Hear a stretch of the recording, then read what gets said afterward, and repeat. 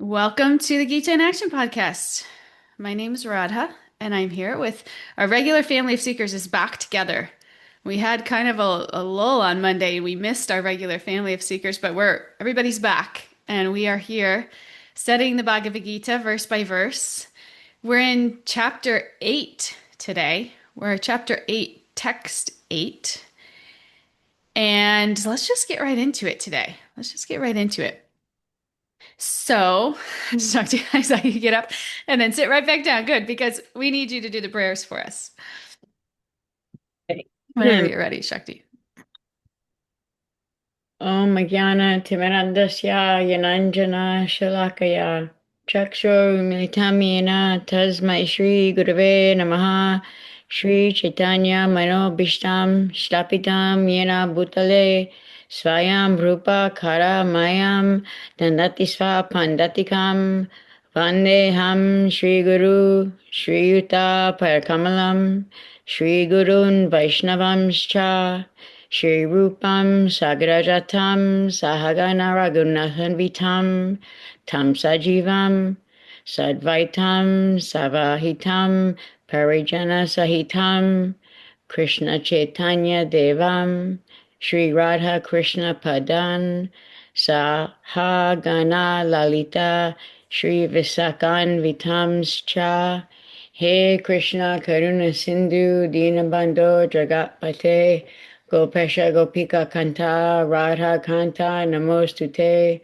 Tapta Kancha Garungi Radhe Vrindavan Ishvari Vrishabhanu Sute Devi Prananami Hari Priye Vanchakalpa Tirubhyascha Kripa Sindhubhya Eva Cha Patitanam Pavembhyo Vaishnavyo Namo Namaha Jaya Shri Krishna Chaitanya Prabhu Nityananda Shri Advaita Gadahara Shivas Ari Guru Bhakta Vrinda Hare Krishna Krishna Krishna Hare Hare Hare Rama Rama Rama Hare Hare. Thank you. Thank you so much, Shakti. Okay, so today we're finishing a subsection of this chapter. We're starting with text 8 of chapter 8. And I want to first, before we even get into it, I want to kind of like reorientate us on where we are in the Gita as a whole. So we'll just like do the zoom out so that we can really see the progression of what's going on here. Okay, so we're still in the section where Krishna's answering how to remember, or yeah, Krishna's answering how to remember him at the time of death, right? And that's kind of the theme of this chapter. It centers on this, remembering Krishna and especially remembering him at the time of death, right? And when we talk about remembrance here, Krishna's not just telling us what to remember, but he's telling us how to remember. So the focus is on remembrance, but the Gita also explains the method of how to cultivate it, right? And this is the Bhakti Yoga section, right? We started chapter 7. We started the Bhakti Yoga section of the Gita. And earlier in the Gita, before that, Krishna gave us hints of Bhakti Yoga, right? That he's ultimately the object of meditation, right? He talks about devotion, right? Action, right? These ideas were introduced before, but the detailed step-by-step process of Bhakti Yoga, it was actually like laid out in the 7th chapter. And that's the chapter we did right before this. If we remember the 7th chapter, we talked a lot about surrender, right? If you remember verse 7:14, where he says that only by surrendering to him one can cross over the divine energy, right? And then he talks about how different people surrender. He talks about surrendering to something other than him. Remember all this, right? Now, we talked so much about surrender, right? And ultimately, at the end of the chapter, which brought us right up to chapter 8, he explains that by knowing him at the time of death, right, that's the ultimate perfection of life. Okay, so this 7th chapter, it brings the focus squarely onto Bhakti Yoga, right? And not like in an overly technical way, but in a very direct and personal way. Krishna's saying in essence, like, I'm the one who can liberate you. I'm the one to whom you must surrender. So that was the seventh chapter. We got really into we started getting into the nuts and bolts of bhakti, right? But if we remember the chapter before that, in the sixth chapter, that's where we talked a lot about Ashtanga yoga, right? That was the eight limb process. That was the process required a lot of discipline, sitting, controlling the mind, right? And ultimately, the goal's the same, to fix the mind on Krishna, right? So when you think about it, this chapter 6 on Ashtanga yoga and chapter 7 they're kind of connecting beautifully, right? Chapter 6 shows Ashtanga yoga, right? Shows it as a path that culminates in becoming attached to God. Right. And then in chapter 7, Krishna gives us that alternate route. We like to call it like the elevator ride up. It's just like the express route. And this is bhakti yoga, right? Where love and devotion become the way to keep the mind fixed on him. Right? So in Ashtanga yoga, remember in chapter 6, it really focused so much on that discipline. He described like going to a solitary place, sitting, if you remember, like closing your eyes, focusing the attention on one spot. Remember all those little like tidbits that we got on Ashtanga yoga. It's a very austere like discipline, right? Bhakti is the path of love and devotion, right? It begins with Krishna himself, and then it deepens from there. So it's more straightforward. It's easier for us in this age, right? It doesn't require that super strict discipline of really intense meditation, right? It's about service and devotion. It's about the state of the heart, right? That's really the focus of bhakti, right? So now in chapter 8, we're taking that conversation forward, okay? And he introduced a few new terms at the beginning, right? But now we're keeping that same focus: how to remember Krishna, right? Especially at the time of death, right? And also in this chapter, Krishna is going to compare these two paths that we've seen before, right? Ashtanga yoga and bhakti yoga. And he's going to show that while both aim at fixing the mind on Krishna, bhakti yoga is more simple, more natural, more personal. Ultimately it's easier, right? But both at the moment of death and just throughout our lives. Right. So I just kind of wanted to zoom out, show where we've been and where we're going, because where we've been is going to kind of tie into where we're going as he starts kind of comparing the different paths of yoga. Right. So Krishna's teaching us how to fix the mind on him, right? How to bring that remembrance into every moment, so that by the time of when our final moment comes, right, remembering him is natural. Right? So that's the focus of this chapter. Remembering Krishna, especially at the time of death. Right? Okay. So does that make sense? You guys feel like you kind of understand where we've been, where we're going? Okay, great. So let's get into to text 8. Okay. Whenever you're ready, Stella, if you could read it for us. Okay. He who meditates on me as the Supreme Personality of Godhead, his mind constantly engaged in remembering me, undeviated from the path, he, O Partha, is sure to reach me. Thank you. Okay, so this verse is simple, but it's powerful, right? Keep your awareness from running all over the place. Right? Bring it back, hold it steady, right? When we do that, we can actually reach the supreme person, right? The divine, the transcendental reality, right? Through this steady, focused remembrance,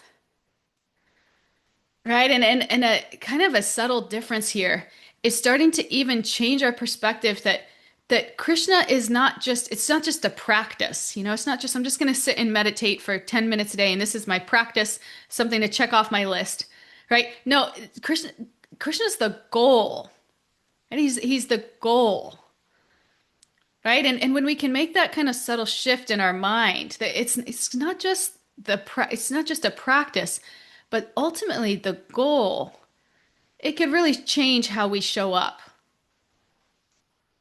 Right? So in this verse, Krishna's reassuring us that if we keep our concentration on the absolute truth, we will arrive there, right? And introspection and meditation, they help move us forward.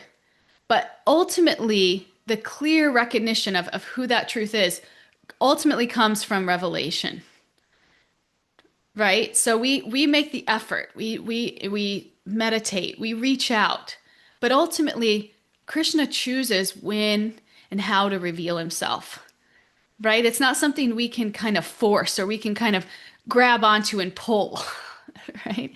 Right? Just like any relationship, like you make the effort, but the other person gets to decide how much they reveal of themselves, right? And how much they reveal of themselves is a lot of times how much they feel your genuine heart, right? They feel like you actually really care, right? And not just like going through the motions or trying to control, right? Or trying to be something, right? That's not gonna make them trust you.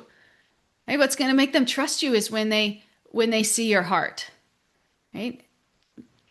So with God, our relationship, he wants to see our heart. And he wants to see our heart. He doesn't want to see us just going through the motions, checking something off the list, showing up so that we can, be in the club that meditates an hour a day and feel good about ourselves, right? Like that means nothing to God. Right? He wants to see our hearts. And when he sees our hearts, he chooses to reveal himself. Right? So in the verses before this, Krishna makes it personal, and in 8:5 he says, whoever remembers me attains me. And then in 8:6 he says, fix your mind on me and you'll return to me. And so he's just bringing this back, bringing this up again and again, right? Bringing the mind back, right? That steady remembrance. It's the path and it's also the goal, right? And to make this super practical here, we can talk about chanting, right? Many of us chant this mantra called the Maha Mantra, right? And when we do this, this is a way that we remember, right? And what's happening when we do this, it's actually very scientific. What's happening is that we get cleaned up on the inside, right? Our material attachments ease, our cravings quiet down, right? Those heavy labels of like who am I, as it relates to our material identities, they don't really stick as much, right? And this inner cleansing, it happens for everyone. It's like no exceptions. This is what happens when you start chanting. If you don't believe me, try it, right? I remember when I first started chanting this mantra, I've talked about this relationship I was in that wasn't good for me, but all of a sudden it just became so clear to me. It was like, and it wasn't even, it became easier to like step out of this like 5-year relationship that like, I don't know that I would have ever stepped out for any other reason, right? It's just like this mantra, it just like, if we think about our lives on like a y-axis, right? And if you have 0, like y equals 0. Okay, below there is like our material attachments, right? It's like our material attachments, our sense of identity, our sense of material identity, right? And when we start chanting, we start moving up. We start moving up closer to 0. We start letting go of those material attachments, right? And then what happens as we keep chanting, as we keep remembering, we enter the spiritual world, right? And we start going to our spiritual destination, right? And there's different spiritual destinations depending on your relationship with God, right? But the common theme is the same here. By chanting this mantra, we get purified. Purified means our false conception of who we are in this material world, it starts to loosen, right? We cleaned it from the inside, right? And then as we keep chanting, we keep moving up this y-axis, right? Our spiritual journey will take its own form. Right? So it's a really powerful mantra. And yeah, if you don't chant it, I'd highly recommend chanting it. But anyway, we'll move. That's kind of a practical way that in this age we remember God. Okay, so we're after text 8, we're gonna enter text 9, and we're gonna start this next section of this chapter where Krishna talks about remembering him at the time of death through yoga that's blended with bhakti. Right? So when we talk about bhakti is a path of love and devotion for God, right? Like bhakti at its purest is like this relationship with God where it's like, I want nothing but to serve you, right? I just want to be an instrument for you, God. And this kind of request, right? Or desire stems from pure love, right? And this is pure bhakti. And if you think about it, if when you think about, like, many of us have children, your love for your child, like, all you want to do is serve your child, right? This is how love manifests in service, right? So this is pure bhakti, right? We have so much love for God, we just want to serve him selflessly, right? And then we can have mostly bhakti, right? So it's like we have some devotion, we have some love, but we also have some other maybe kind of motives along the path, right? And maybe we're practicing a different path of yoga, like jnana, like knowledge, right? Or mind discipline, right? Or karma yoga, right? So it's kind of mixed.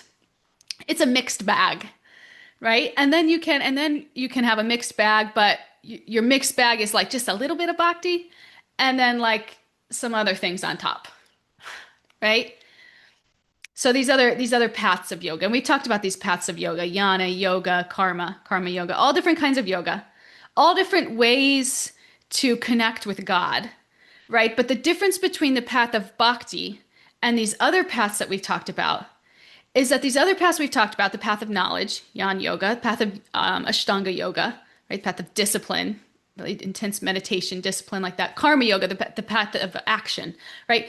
These paths all work through tools that belong to material nature, right? So like in jnana yoga, you're using your intellect to connect with God, right? In karma yoga, you're using your body to connect with God. In ashtanga yoga, you're using your mind to connect with God, right? And the difference, bhakti may engage our intellect, our body, our mind too, but the difference of bhakti is that at the center, it's the heart. Right? It's about love, surrender, relationship. Right? The heart belongs to the soul, and the soul is spiritual. Right? So this is why bhakti itself is transcendental. Right? We as practitioners, like, we may not be fully transcendental yet. Right? But bhakti is transcendental. It's above the material modes. Right? So if we are practitioners, we may not be transcendental. And the bhakti that we're practicing right now, it may be within the modes, right? We see that happen. And that's why we even have, like, disagreements between devotees, and because we're still very much kind of stuck in the modes, even though we're practicing bhakti. But we should understand that bhakti in principle is transcendental. Right? And that's ultimately where we're trying to go. And this is something for us to think about even, how can I shift that focus towards the heart, right? Towards love and relationship with Krishna. Because this is ultimately the most effective, the fastest, the simplest, and really just like the most effective way to connect. And that's what spiritual life is about, right? We're trying to connect with God. That's what we're trying to do. We're developing a relationship with God. Whatever religion you are, whatever path you practice, the goal is, ultimately, the most zoomed out goal is developing a relationship with God. Right? Isn't it? Right? So this path of bhakti is teaching us that. Right? And it's kind of the whole point. And we see how, again, in this material existence with our personal relationships, how different it is when you show up in a personal relationship with heart, right? We see how different that is. I could tell you my dad is having some health problems, some pretty bad health problems. And he doesn't want to do anything about it. And my sister and I are like kind of concerned about him. Like, we should really try to talk to him. And my dad doesn't like to hear from anybody, and he gets very defensive. He gets very defensive very easily. So I was talking to my sister yesterday, and I said, why don't you let me try to talk to him? And she's like, okay. So I called my dad yesterday, and all these relationships are strained. I'll have you. There's, a lot of family history that's strained. But anyway, my goal of talking to my dad was just to show him that I love and support him and that I care about him. Right? It wasn't like, and I really thought about this deeply before, because he's very sensitive. He can really feel if somebody's showing up holier than thou, right? He can really feel it if someone's showing up with a control motivation, right? So it's like I put a lot of thought into this to just like showing him my care without being overly attached, in a controlling way, and just like, Dad, what can we do about this? I really care about you and want you to get better, right? And the result when I was doing this was like I could feel him kind of ease, right? Where like usually he gets very defensive. I could feel him kind of soften, right? And I don't know if he'll get help or not. We talked about it and he seemed open to it. But the point is when we show up with that intention, and to the degree that we can purify that intention, how can I really show up just from a place of genuine love and care without putting myself in it, right? Without putting my selfish motives in it, my attachments in it, right? If I can really show up from a genuine place of love and care, the difference that can make, right? The difference in that connection, right? I'm not that close to my dad, but after that conversation, I felt like uplifted, right? I felt like a little bit more connected, right? And this is our relationship. This can be our relationship with God, right? In that we show up with heart and we feel so connected, right? We feel so joyous, right? We don't have to like analyze our way into it, right? We don't have to like, do all these sacrifices and so that we can check the box and say, oh, I did this. I deserve this. It's a relationship, right? And that's what we're trying to cultivate here, right? So moral of the story is a lot of us have mixed bags. We show up mixed bags. We're not these pure bhaktas that have these super pure 100% intentions like all I want is just to serve you. I want nothing else in my life, right? We hear all these beautiful prayers. Most of us are not there, but that's where we aspire to, right? So we just have to turn up our bhakti slider in our day to day, right? The objective is to just move upwards, right? Sprinkle a little bit more bhakti into your practices, right? A little bit more intention, right?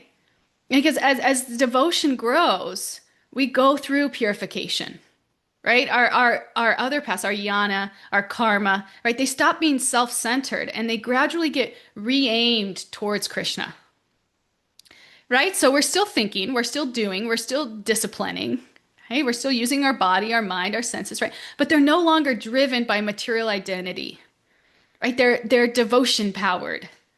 And this is bhakti yoga. Right? So that's how these other paths, it can be kind of like stepping stones for us to connect, to get some kind of relationship with God. Right? But as we mature, as our relationship matures, as we become purified, that devotion really shines through. Right? And it becomes like a turbo for our spiritual life. Right? So big picture here, Krishna's inviting us to keep strengthening our remembrance. Right? Especially at life's final moments. And this is by letting bhakti lead, right? And as bhakti increases, everything else aligns, right? It purifies and it points straight to him.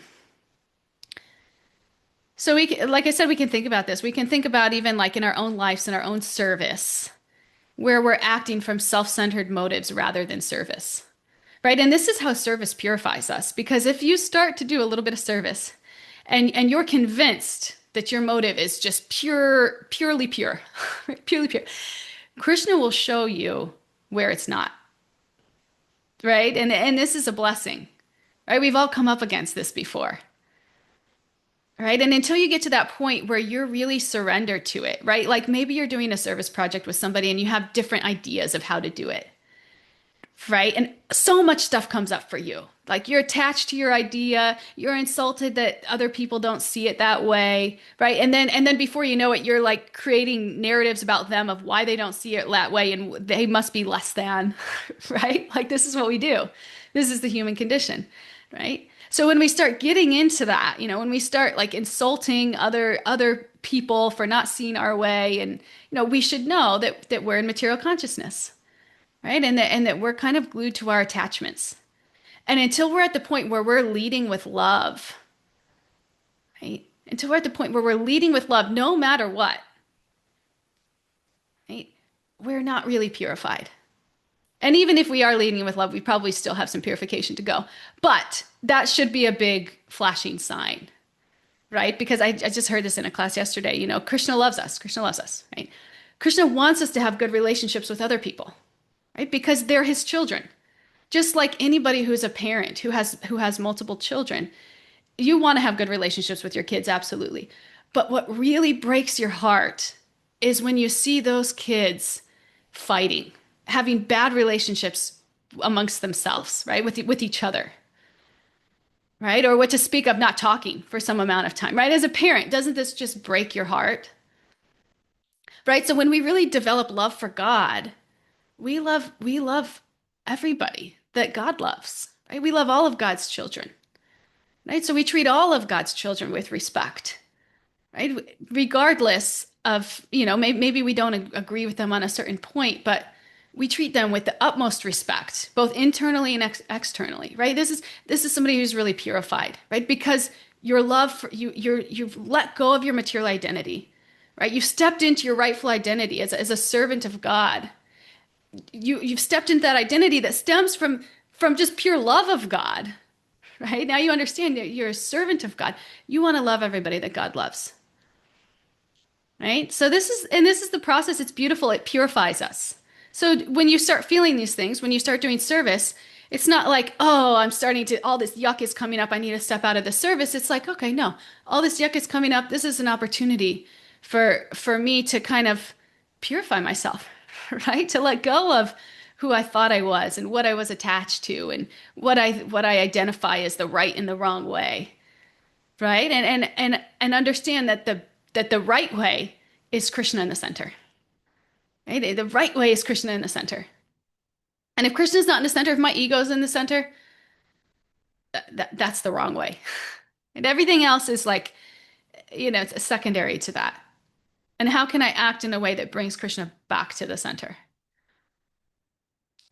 Right? How can I make this area of my life more devotion powered and less ego centric, right? Ego leading. Yeah, so I'm going to pause here and see if anybody wants to share anything. Anything that's coming up for anybody. So we're talking about bhakti. Shakti. Hi there. This is, it's not per se bhakti, but I was watching something yesterday, and it's bhakti in its essence, right? Where Mel Robbins was talking to Oprah about, because it was about, the reason I looked at it even is it was talked about, when you have anxiety. So of course, I never have anxiety. So, I put it on, and she's like, when you have anxiety, you don't say, I have anxiety, I have anxiety, I have anxiety, because then what happens is you go from here into here, which makes you So, have more anxiety, and you're sort of like swirling all around, from right? here to here, do you mean your body to your mind? Is that You what go, you mean? well, you go from maybe already in your mind, but you're really even high. You're in the mind when you Okay. say like because you're naming yourself. You're Mm, naming yourself. I'm anxiety. I'm anxiety. sure. But if you say I'm anxious about, then you move because when you're up here, you can't do anything. When you move into your soul, and she talked about God. She didn't say which God, but the same idea of bhakti, which is when you move down into the soul, then you can, with God and whoever that might be in your life, you can be anxious and find ways to move. I mean, it was one of many things she talked about getting out of the head and going into the heart and the soul. And Mm, that's to me, that for me, that's my pure bhakti is getting out of here and going here because I know when I go here, I'm connected to Krishna. mm. And when I'm up here, I'm connected to Cuckooville. Cuckooville. So Yeah. Yeah, that's really powerful and such a testament to how we overly identify with these feelings or these emotions that are coming up and then they just drag us down further. but to recognize them as just kind of passing clouds, right? And then our real identity is our connection with God, right? In our hearts, then we're free from all of those things. It's like kind of amazing how that just liberates us, just that shift, right? Yeah. Uh, Very nice. Thank you, Shakti. Anybody else? Any reflections or thoughts? Aaron? Okay, let's hear. I loved what you said about x-axis, y-axis, and that is how exactly we feel. Mm, We were down somewhere with all these anxieties and stress and, oh, why he's not accepting my ideas, or why I'm not being recognized, and this and that. And then, of course, other things, the lust and all that. But slowly and gradually, the devotion, I mean, chanting, of course, that is number one. And then sitting close to the deities and talking to the deities, and the most important thing, remembering Krishna all the time. mm, All these things slowly brings us up to, from the minus to the zero. We are still not yes. above zero. We are still down there, but at least we realize and we recognize that, look, how bad we were, and we have to go up a little bit. Yes. And this is the power of the holy name. Like, even if you don't really know what it is, like when I first started chanting, I didn't know much. I didn't know much philosophy at all. But I knew that this mantra was doing something to my life. Right? And that's the power of it, right? Because the name is the same as God, right? Yeah. God's name is the same as no matter what religion or path you follow, whatever you call God. And Prabhupada would say this, chanting God's names. This is the most powerful practice in this age because the name is non-different. And therefore that association with this pure spiritual consciousness lifts our consciousness, whether we know it or not, right? If we're doing it with with some level of heart, it will lift us right up, right up. And if we're, not careful, right out of this material And existence. I'm Yeah. so, the first thing that I got attracted when listening to you was the one thing that you keep saying it many times, is that you were in a bad relationship and only chanting Mhm. brought you up. So I can relate to that, because all of us have been into bad relationship, into some way or the other, to something or the other, and how only devotion can bring us out of that. Hmm. And you're Yes. bold enough to, say everything upfront, and we are hiding, but we are all into some or the other relationship. At least I am. So I Sure. know that only devotion is something that brings us out of Yeah. the bad association. Yeah. It's the only thing that's more powerful, right? Because that is so strong. It can have such a pull on you, especially if, Yeah, you have some intense material attachment from some like trauma bond, all these things. It's like it is nearly impossible to get out of. But yeah, the purity of God's name. I remember it was just like I was chanting for a month all the time. And it was just all of a sudden the things I used to care about so much, I just like didn't anymore.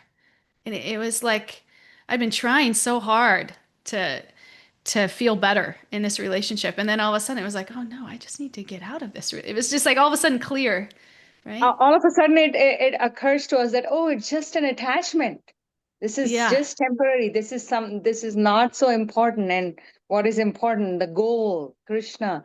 So how it helps us divert, that is so. Yeah.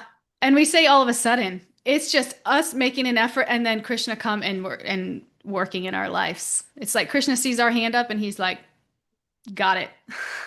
Your hand's up, even if it's just like a little half hand, God's like, I'm there. Yeah.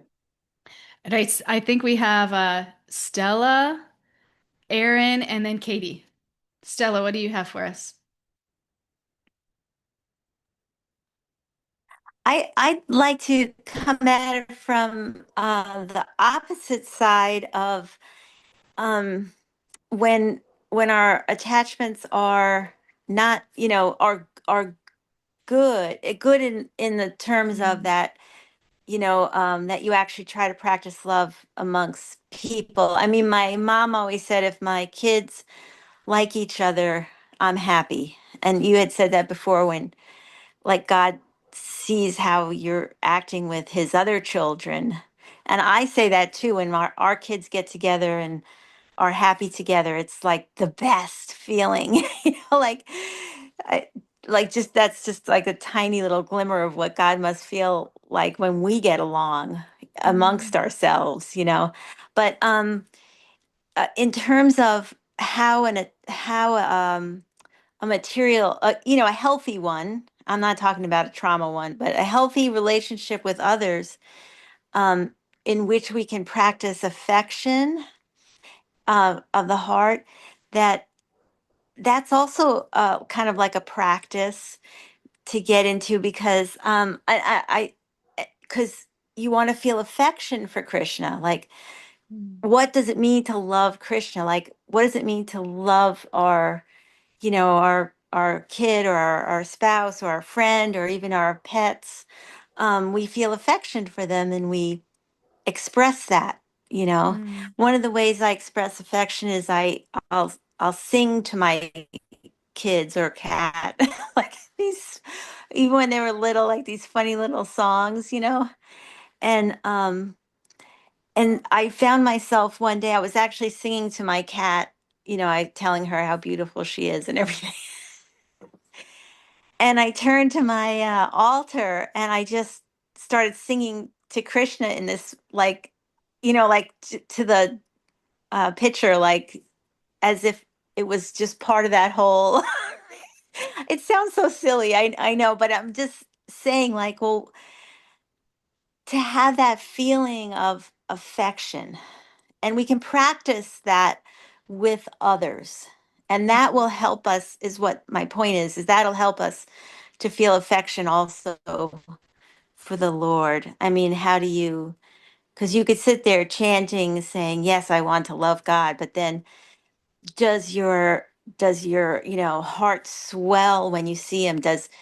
Do you, you know think of pet names, or like, or that kind of, like, um because even in the next verse, where he's describing himself, with all these abilities, but the I love to hear about him, when, like, in Kartik, when he's a baby, like, you could, mm, his lips and his little cheeks and his, mm, so, like, we feel affection for our baby, like you have your little baby. mm, But anyway, I don't know where I'm going with this, but I haven't really had, like, that thing of, like, oh, I had a bad relationship with, I mhm. never, um I've been graced with a lot of people who are very loving around me. So I don't know, it's one thing to try to practice love amongst ourselves, and that might Yes. also help us learn what it looks like to love this precious, beautiful blue boy. Yes. 100%. Yeah, because it's like we can't just go from like 0 to 90 overnight. It's not like, okay, I'm just going to start chanting, Yeah, then all of a sudden I have all this love for God. Okay, now I love all of God's creatures. It's like we have to sometimes we kind of have to work our way up, right? And that's why this devotee culture, spiritual culture is so yeah, important. yeah, This respect that we have for each other, not criticizing, right? These things are so important for our spiritual life because it's trying to get us there, right? If we get caught off on a limb, like criticizing it, we're not going to get there. We're going to get right. completely derailed, right? But yeah, these healthy relationships where we can practice leading with the heart, what that Yeah. looks like, and feel that reciprocated. Yeah, it's these things are really important for spiritual life and ultimately support our journey, these relationships. Yeah. Thanks, Stella. Really nice point. Aaron, what do you have for us? Well, first of all, I don't think anything Stella said was silly because that is so beautiful. And I love all of your singing to every being. That is so precious. And I think it just really, really highlights like the actual subtle, like internal changes we're looking for and we're striving for, and I think that presents itself externally in different ways for every one of us. Um, but no, it's super beautiful. Thank you for sharing that.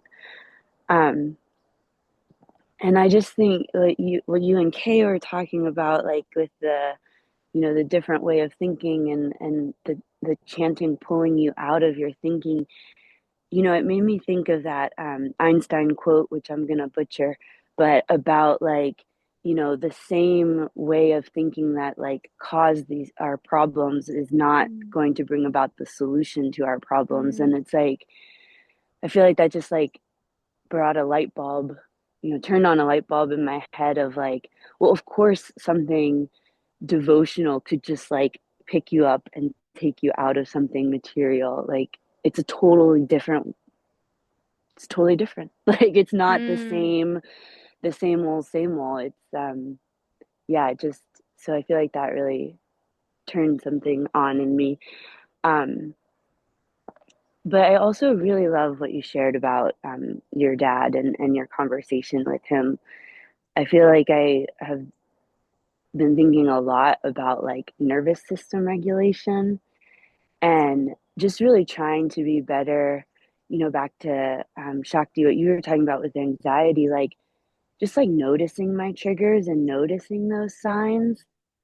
And I can just like hear in your story, like how you came from such a calm and regulated place, and that like that allowed your dad to get into a calm and regulated place. And we don't have, we don't always have such serious conversations in such beautiful, regulated places. And I just think like the more I see my own triggers, it's like, I think I'm this like yogi or this bhakti practitioner, but I spend a lot of time unregulated, and a lot of it's material, a lot of it's like traffic and deadlines and like really minor things, even like the grocery store being busy. I don't know, like just think of the most mundane things and I'm just like triggered, mm, and that like and then just like I think you're helping push me to think of like, well, how do I bring that into my devotional practice and like how, mm, because I well, as much as I like to separate these things, I am one person and like it's all happening in mm, the same body, the same mind. And then the last thing I wanted to say is just so you're everything you're sharing about chanting. I think a couple weeks ago you shared about like you're striving to like see chanting as like this service and mm, for Krishna, and I think it really has made me start to realize how much I think of chanting as a benefit to me mm, and like calming for me and like what I get out of it. So just there and thinking no answers, but just thinking about that and realizing that. Um, oh, and then actually one more thing. This word purification, I have a lot of issues with because it seems so pretty and nice and like the goal and what we want. And I would say it's really awful in experiencing it. Like mm, I think, that yuck that you mentioned, like, oh my goodness, my whole like experience with bhakti has been like a realization that ignorance is bliss is such a true saying. And, you can't go back once you see it. And I'm not saying I want to go back and I wish I would have, taken the other pill or whatever type of, matrix like decision was made. But yeah, purification is so heavy and oof, I feel like sometimes we just like gloss over like, you know, like, and then you'll be purified and life will be great and you will love all of God's beings. And it's like, oh, but the process to get there, like lots of yuck. So I just wanted to share that too. Lots of yuck. Yes. Wow. Those were beautiful points. Thank you so much, Erin. Yeah, the conversation with my dad, came like my bhakti practice 100% supported that. Like, I don't have a great relationship with my dad. I don't expect my dad to have nice things to say to me on the reg. In fact, a lot of times I expect the opposite, right?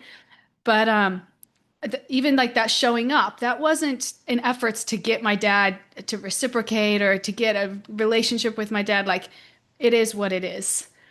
But that was purely just because I'm his daughter. There is some kind of relationship, some kind of duty there, and I wanted to do what I could so that he would take care of himself, so that he would suffer less, right? And that is it, because I kind of had to pull back a lot of regular parental affection or like attachment there, which has been quite a blessing and has been quite like eye-opening. But that's where we ultimately want to get, right? We're not approaching this relationship so that we can get something out of it, right? If my dad says, "Nope, I'm not going to go take care of myself and I might die," you know, that wouldn't make me mad. I would accept it, because I've worked on that relationship. I'm not overly attached.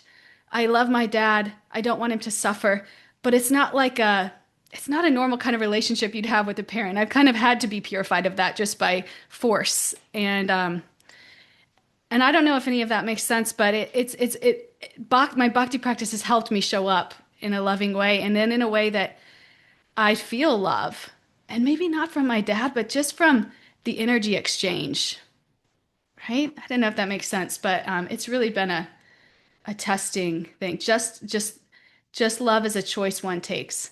Yeah, yeah. And to love someone no matter how they treat you or are going to treat you, or just to like put that aside. Like, look, I don't need you to treat me like a loving father. I'm going to show up in a loving way anyway, right? To according to my capacity. Yeah. Mariah said to Stella, thank you. That's so beautiful. Showing affection for our loved ones can be training for our affection for Krishna. I have old conditioning of avoiding relationships and can be detached, and I need constant reminders of healthy attachments and how to redirect them to our Krishna consciousness. Yeah. Yeah, so true. These healthy relationships are so important in our training, right? We have to learn how to trust. We have to learn how to just like relax, right? Just like breathe. Right? We have to learn, that if we reach out, somebody will reciprocate, right? We need these healthy relationships so that we can be healthy enough to want one with God. Right? Yeah, thank you. Such nice shares. Okay, thank you all. I feel like refreshed. Okay. We have a couple things left here. And then we'll share a little bit more. But let's see, where do we want to go? I want to just focus on here the difference between the object and the objective, right? And we touched on this a little at the beginning, but it's subtle, but it's important, right? God may be the object of someone who's practicing yoga, like a yogi's meditation, right? Meaning that they're focusing on him, right? But he's not yet their objective. He's not yet their ultimate goal, right? So the difference is the object is what the mind focuses on. The objective is what the heart longs for, right? So when Krishna becomes both the focus of our meditation and the goal of our lives, right, that's when we reach this ultimate perfection, right? So other seekers, even those on an advanced spiritual path, they might meditate on God as the object, right? But their objective might not yet be there. Right? So Krishna's guiding us step by step from meditation on him to meditation for him. And I want to close this with a story from the Bhagavatam. This is one of my favorite stories and one that I think about a lot because I really relate to this character in the Bhagavatam. This is the story of Dhruva. right? And for those of you who don't know the story, I'll just kind of recap it in a very brief way. He's a 5-year-old boy. He's a young prince, right? One day he tries to sit on his father's lap, and his stepmother stopped him and said, just in a super mean way, like, you can't sit there. You weren't born from my womb, right? Just like totally crushes him. This little boy, full of love and pride for his father, suddenly being told like you're not good enough. Right? It just like broke his heart. So this pain, he took this pain and he just turned into determination.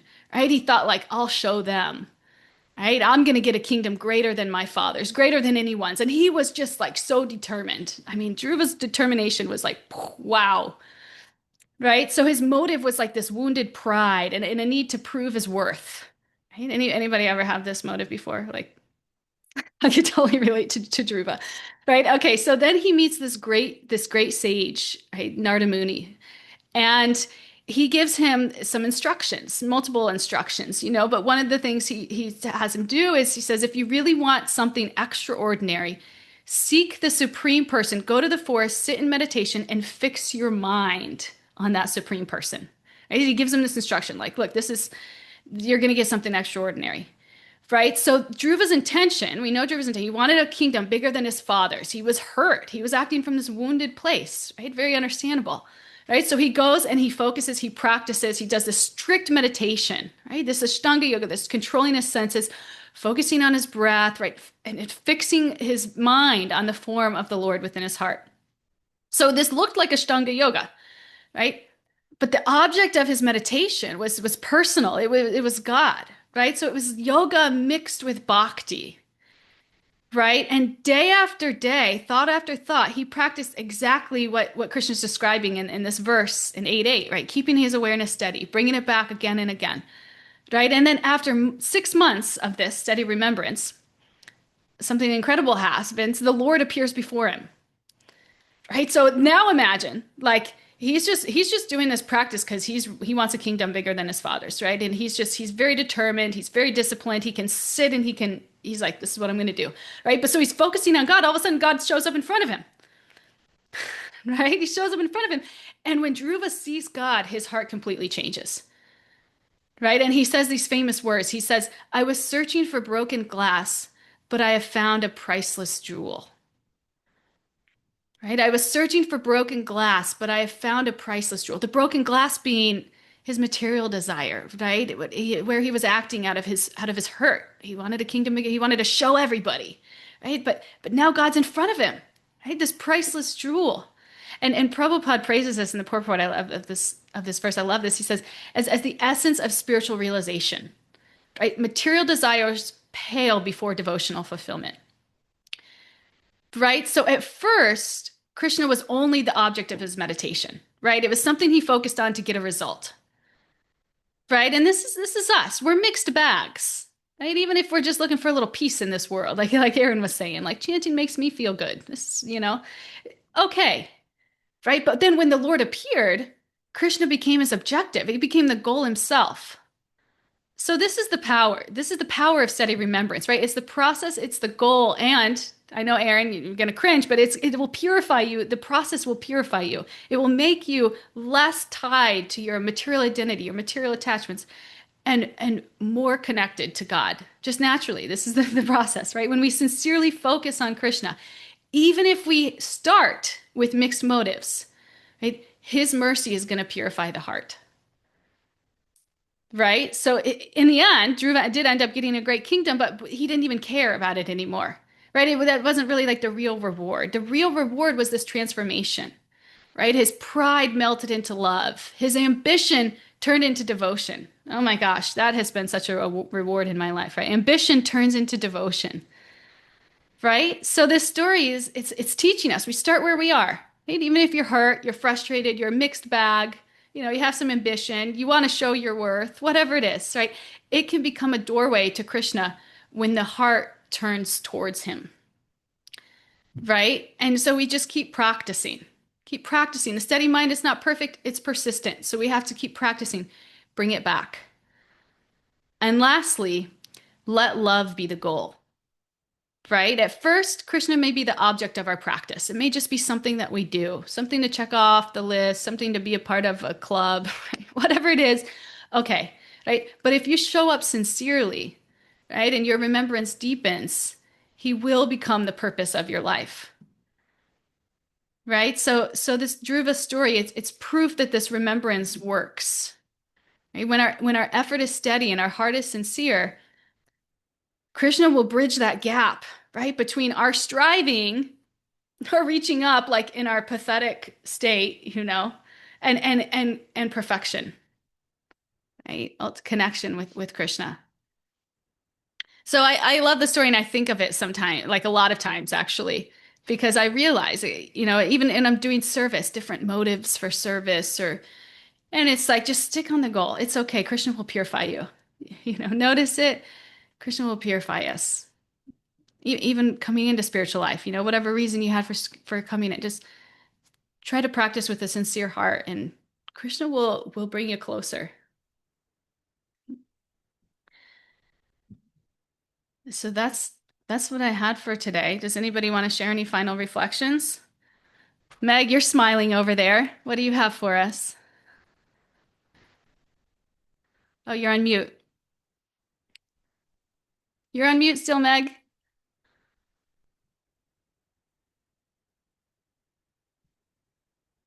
Okay, if you figure out how to get on mute, we want to hear from you. How to get off mute. Aaron, do you want to share with us? I just want to clarify, I'm not anti-purification.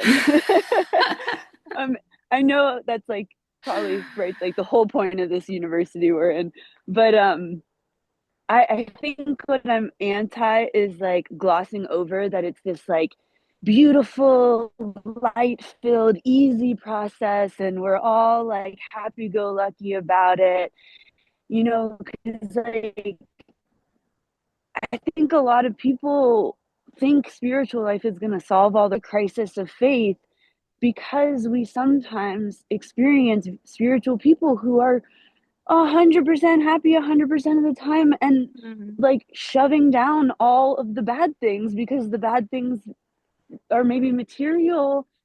And I just think that's the problem, right? Like the like faux like everything is amazing because everything is Krishna, and like the glossing over of like this is hard and like there's so much yuck that comes with it, but it's also beautiful, it's everything.